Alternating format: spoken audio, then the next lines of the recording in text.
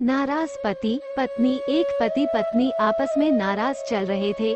नाराजगी भी इतनी थी कि एक ही कमरे में रहते हुए आपस में एक दूसरे को बोलते तक नहीं थे। दोनों अपने अपने काम में कोई कमी नहीं आने देते। जैसे सुबह पति उठता तो पत्नी चाय टेबल पर रख जाती और ऑफिस का समय होता तो लंच बॉक्स तैयार करके देती। इसी तरह पति भी ऑफिस से आते हुए सब्जी राशन आदि लाकर रख देता। काफी दिन गुजर गए। एक दिन पति को जरूरी काम से ऑफिस में 8 बजे की जगह 6 बजे पहुंचना था, लेकिन उसकी नींद 7 बजे से पहले नहीं खुलती थी। रात को सोने के समय पति को विचार आया कि सुबह मुझे 5 बजे कौन उठाएगा।